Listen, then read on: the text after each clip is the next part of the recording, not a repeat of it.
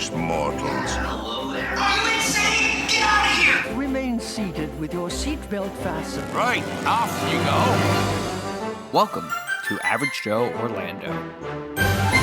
Hey, theme park goers. Welcome to the first ever episode of Average Joe Orlando, a theme park podcast. I'm your host, Joe, and welcome to our podcast. Now that we are a tribute to all theme parks, but mostly those in Orlando. I personally love going to theme parks. I've been to them on now 3 continents, up to 48 different theme parks. So I decided, well, let's transform my love of theme parks into a podcast. But then when I started looking into it, I was like, well, what do I want to see in this podcast? Now, the market's pretty saturated right now between podcasts and YouTube channels.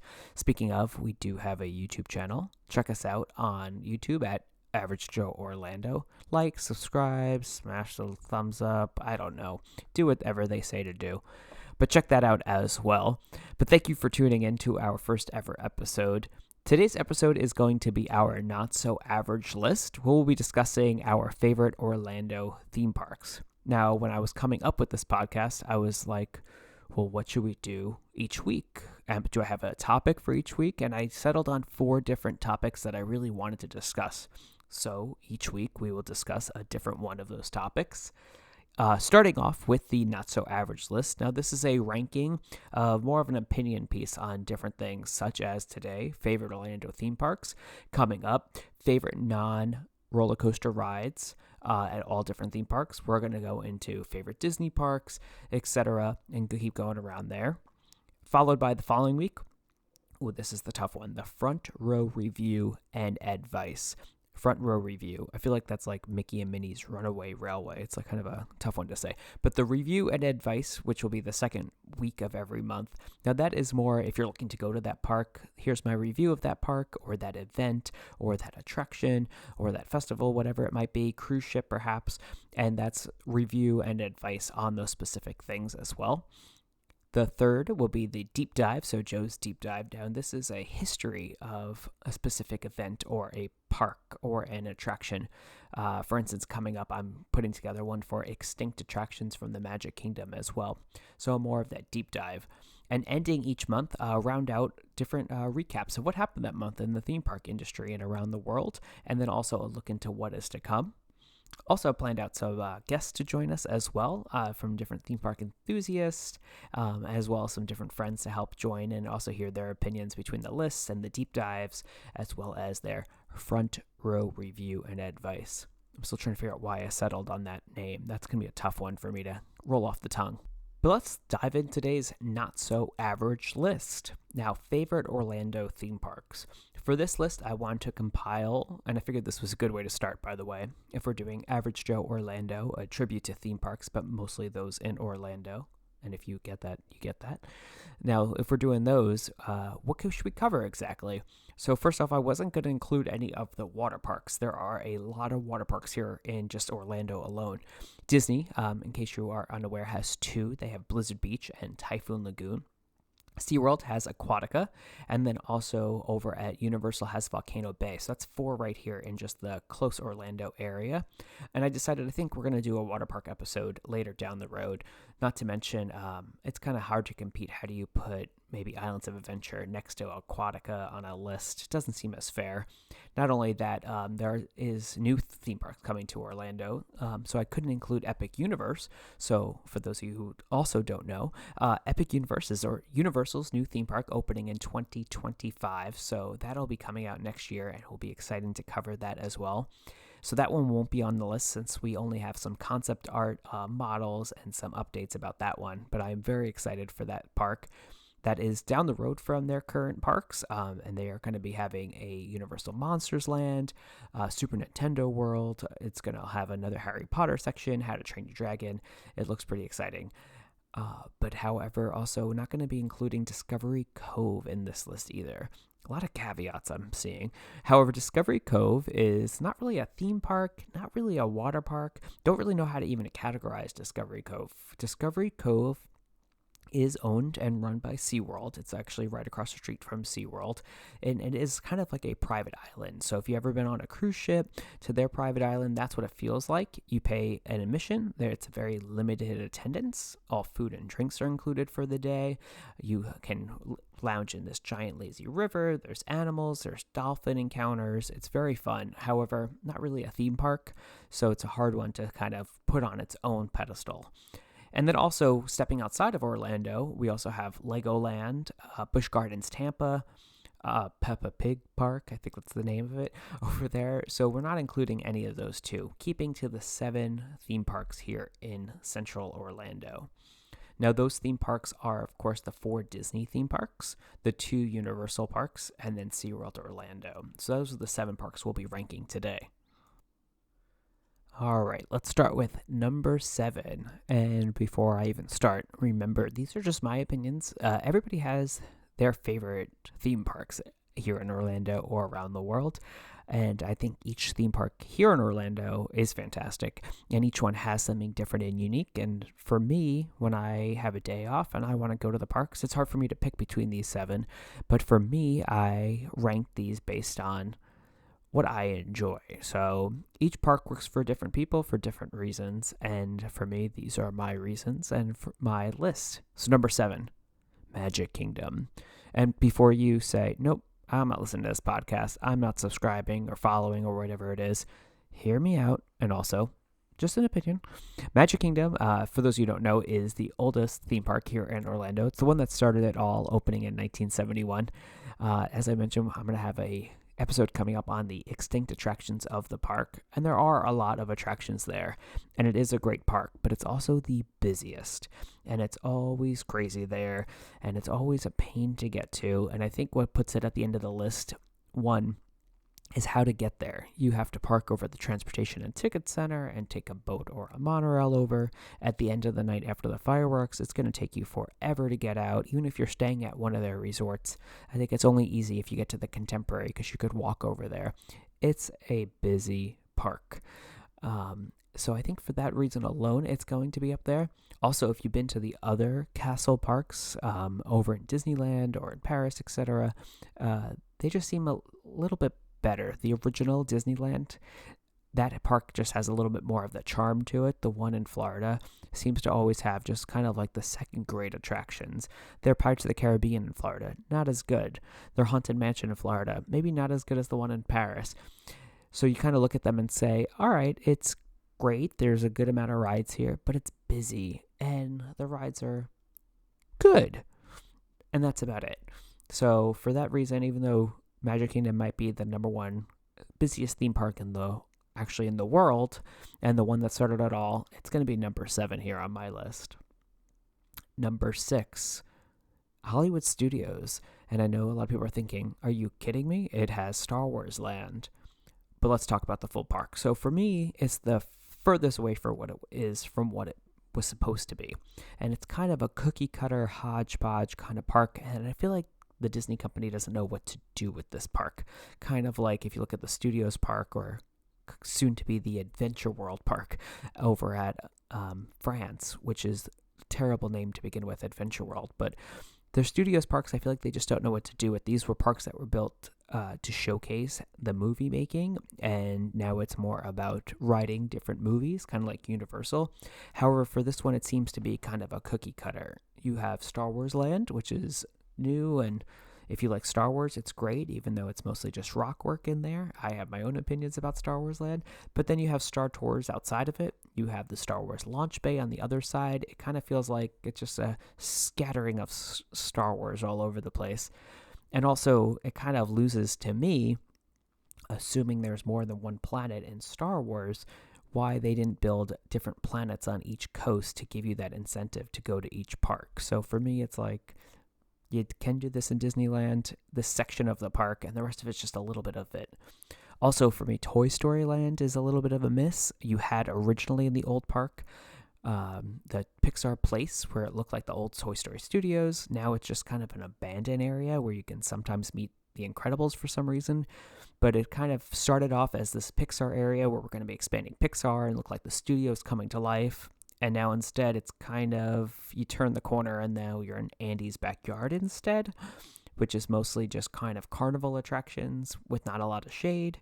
It's kind of just feels like a little bit of a hodgepodgey kind of park, but the front of the park is still like the old school kind of park. However, you're missing the Citizens of Hollywood, which you kind of still miss, and the Great Movie Ride. And I love Mickey and Minnie's Runaway Railway. That is a tough one to say. However, we didn't need to lose the Great Movie Ride for that. They could have coexisted. There is enough land here to build everything. So it makes me a little bitter about that ride to begin with. You do still have, obviously, the Tower of Terror, which is fantastic, and Fantasmic, which is great. But then you go around that corner and you run into Lightning McQueen's racing at like, what is that? And then it's a dead end. It's just a park with a lot of dead ends and corners and weird ways to go. But the redeeming factor is Baseline Tap House. That's a great place. To me, this is the best theme park bar that I could think of, or at least Disney bar right now, just because it has a cool atmosphere, a cool vibe, and a pretty good charcuterie board. So for that reason, it's going to be number 6 on my list, Disney's Hollywood Studios. Number 5. Now, I know people are probably like, oh, if he does another Disney park, I'm out. Don't worry, it's not another Disney park. It's not even a Universal park. Number 5, SeaWorld Orlando. Now, SeaWorld is one of 3 in this country. There is SeaWorld San Antonio, San Diego, and Orlando being the largest. And they built a new one recently in Abu Dhabi. It's all indoors just because of the heat. And if you find it online, the videos, it looks fantastic. But SeaWorld Orlando will be my number 5. It's a pretty cool park. It's a very interesting layout. There's some cool history in the park of where the entrance used to be. Jaws 3 was filmed there. Along the water, they used to have a water skiing show. So if you watch that movie, which is the only reason to watch that movie, is to see old SeaWorld and how it used to look. You see there's the water skiing show, kind of where the ice skating show is now. It's a really neat park. They have some great coasters. However, where they lack and why it is on number 5, and even though great park, fun atmosphere, great events, is operationally, it's always just so slow and so frustrating. Watching them load a roller coaster there, you're like, oh my gosh. At Disney, it's always out. Keep going, keep going. At SeaWorld, it's a little slower on the efficiency side over there. Also, over COVID times, they taxed on, I think it's a 5 or 10% fee to everything that you buy in the park, food, beverage, merchandise, for a convenience charge, and they still kept it on. So it feels like you don't pay a lot to get in there, but once you get in there, you're kind of trapped and keep paying a lot. So those little sneaky charges in there and the slower loads and unloads on the rides are what really knocks it down for me. So it definitely has its good, but it definitely has its bad. It's kind of one of those parks that you just have to know what you're getting into. Do you want to have some good roller coasters? Do you want to get to see some great marine life? However, you're not going to get the same Disney service or maybe the same value sometimes for certain things as well. But overall, number 5 on the list, I think that seems pretty fair. It is one of 3 SeaWorld parks here in Florida, by the way. There is Aquatica and Discovery Cove, as I mentioned earlier. So it has like a mini resort kind of feel here, which is pretty great. However, number 5, we're going to say on the list. They also have a Halloween event, Hollow Scream, which they started, I want to say, about 3 years ago. It is a little bit of a rinse and repeat every year just because they don't have the same budget. So it's not like Universal's event where they have something new every single year and all new houses. It's a cool event, but it's not at the same scale. So I feel like SeaWorld is slowly getting there, and they're doing a little bit more and more. I will give them, actually, their concerts. Whenever they have different concerts, they get some pretty great artists over there, and that is included with your pass. So there's a value for you right there as well, the concerts. Now for number 4, Islands of Adventure. And people are probably like, really? Islands? That beat out this one? Or why is it so low in the list or so high in the list? Islands of Adventure is a great park. It's not the best park. It's a great park. It has some amazing rides. I will definitely say you have Velocicoaster, you have Hagrid's, Spider-Man. Now this park opened in 1999. And the rides are still hold up, a lot of the original ones. Actually, their Spider-Man ride is better than the Disney Spider-Man ride that they built recently. And definitely Web Slingers at Disneyland out there is much better than Universal's, which is really interesting to see two competing theme parks create a ride based on the same IP character and how they both execute it differently, which is really interesting. There is a clause that Disney can't have the Marvel characters here in this park that are currently featured at Islands. That's why Disney has Guardians of the Galaxy, but they don't have that one at Islands, so they're allowed to do that one, but the rest of them are all in their other parks. It's a very interesting kind of thing how Disney has certain IP ownership. Same thing with The Simpsons now with Fox, but Universal has it. But even Universal didn't create Harry Potter. That's Warner Brothers. So Universal is really good at licensing and kind of giving them full creative control. So Islands of Adventure, great park. A lot of great rides. However, if you go to Universal, I always feel like it's more of locals go to studios and more of the tourists coming in go to Islands. And I've heard that actually from a few of the bartenders that I got to meet, which sounds really bad. But the bartenders in the park notice even that too. It seems like the crowd of tourists are more Islands, because that's the one you see on TV. That's the one with the big rides.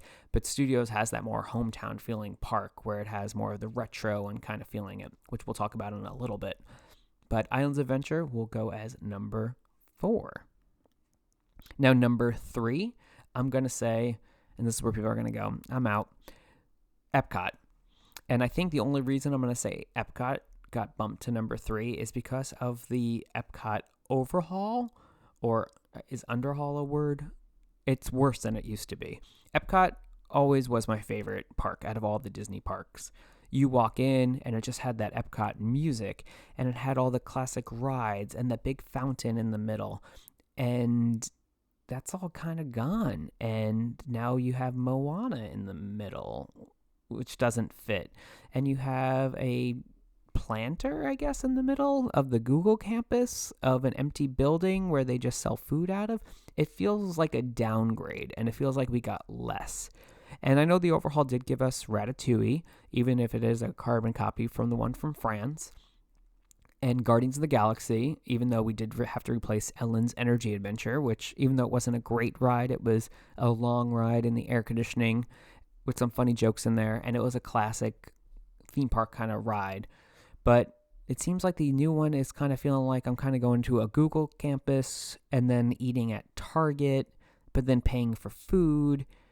It just doesn't have the same Epcot feel that it used to. I don't know what happened over there, but it kind of lost some of it. I still have Spaceship Earth I can go on, Living with the Land, and they better not touch any of those since I already lost Maelstrom, but it kind of just lost some of it. Epcot is still a fun park to walk around, go to the concerts. If you like the festivals, go to the festivals.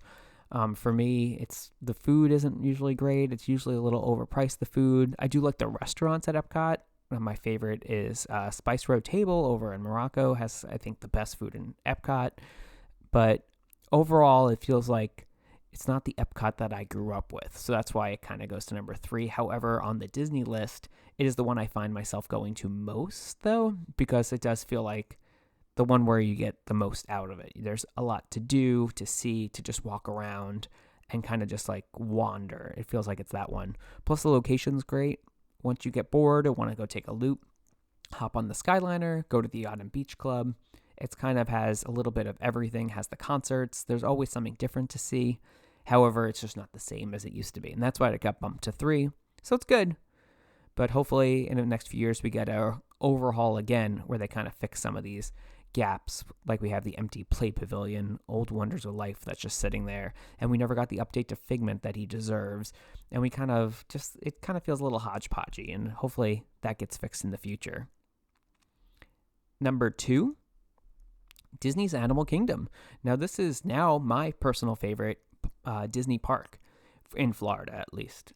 We'll get into the other ones because I will definitely say Tokyo Disney Sea is my favorite Disney park. Spoiler alert, but the hype is real for that one. But Disney's Animal Kingdom has to be the most unique theme park there is for a Disney park in the U.S. And there's no other one like it as well, which I really like. I always feel like the Studios park kind of got cloned. Obviously, Magic Kingdom is a clone. Epcot seems to kind of be more of a hodgepodge of other attractions thrown in there. But Animal Kingdom is just this wonderful, unique park. Yes, it's very hot. And yes, if you're on property, you're kind of stranded there by bus. Those are the drawbacks I will say for Animal Kingdom. It is not easy to park up. and it's going to be hot. However, it's beautiful and you have a lot to do.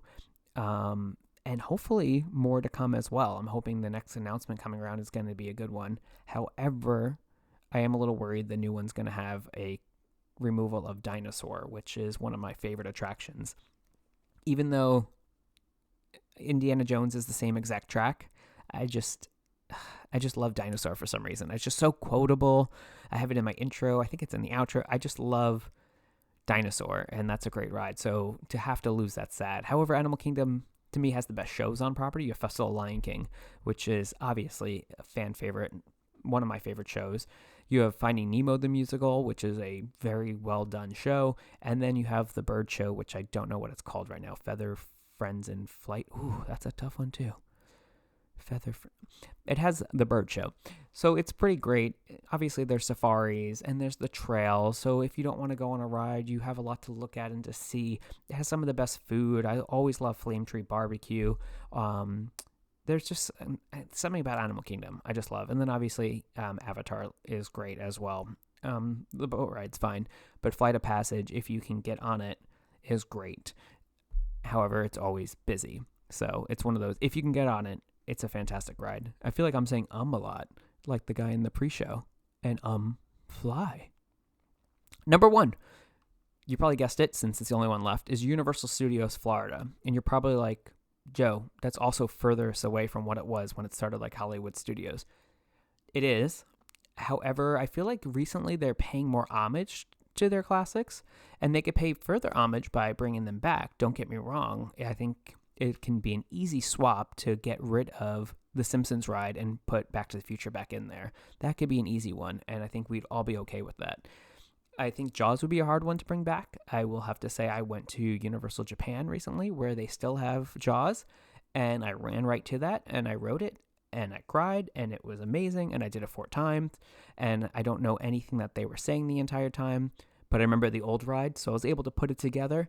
But Universal Studios Florida, for some reason, just has that charm of a local park meets a big park where you kind of know the bartenders and you see the same people working there and everybody's happy. And it has like the nostalgia where they kind of do a lot for the annual pass holders. The tribute stores every year always feel like more of like a love letter to the pass holders. And their summer event, which I'll be talking about soon on here, where you have the new mega movie parade. It's just fantastic to have E.T. and Ghostbusters. So it kind of feels like your childhood, but your childhood brought back in a different way. I will never obviously forgive them for getting rid of Twister and putting in Jimmy Fallon, or getting rid of Beetlejuice and Disaster for putting in the disaster that is Fast and the Furious. They definitely have their missteps. However, at the end of the day, you can skip those, you can forget about them, and then enjoy everything else there. What also ties it to me as number 1 is all their events, and that their events are included with their park ticket. Unlike Disney, where their Christmas event is a paid event, they have their Christmas parade, which is fantastic, by the way, free every night during the holidays. They also have Mardi Gras, which is fantastic, probably one of my favorite events there. And then they also have their concert series, which they usually get some great names, which come with your price. And then their up-ticket event, which, yes, they have an up-ticket event, is Halloween Horror Nights, which to me is the best event in Orlando all year. I count down for it. I have more t-shirts from that event than I need, and they're all black t-shirts, which I can never wear because it's always a million degrees out. But it has Halloween Horror Nights, which is one of my favorite attractions, favorite events here in Orlando to look forward to every year. And now they started doing things at City Walk where they're doing different themes to their bar, the Red Coconut Club. So then they have the Dead Coconut Club or the Cursed Coconut Club, and then they have all different things always going on. Yes, they have missteps over there too at Universal. We will talk future about their escape room thing, and how, don't do it. But they also have a lot going on, and they tie it back to that park. And I feel like it all is centered around Universal Studios Florida, their original park, where back in 1995, I went and I got slimed, and I remember it, and I tasted it, and it was disgusting, but it was cool. And it just has that retro feel, but the new feel, and they have missteps, but then they also have redemptions like the Born Stuntacular, to me is fantastic. So it's one of those like mixed bag parks where I don't need to really ride anything to go, but I could just go and enjoy the ambiance and the music and the sights and the sounds and the smell of ET. If you know, you know about that one. But that would be my number 1. So I'll recap the list really quick. We have Magic Kingdom as number 7, Disney's Hollywood Studios at 6, SeaWorld Orlando as number 5, Islands of Adventure number 4, Epcot number 3, Animal Kingdom number 2, and Universal Studios Florida as number 1. And as I mentioned, these are my opinions and how I feel about them. However, everybody has their own opinions on their park and what their favorite is or their least favorite. And I think that's what makes the theme parks great here, is that there's so much to do and each one has something unique to it.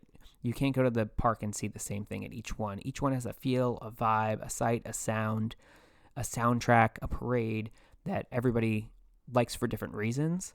And I think that's what makes it great. And I think the only thing that people just don't like, and we could all get together about, is Fast and the Furious Supercharged, which ironically is at my favorite park. So I don't know what that says about me. Anyway, I hope everybody has enjoyed listening to my first episode. I like to keep them under 30 minutes as well, kind of like a TV show. So each episode will always be under 30 minutes, and each week will be a different topic rotating through the month.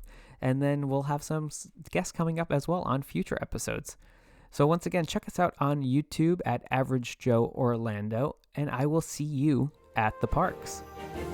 Thanks for taking a ride with Average Joe Orlando. You made it! I knew you would. Is everyone okay?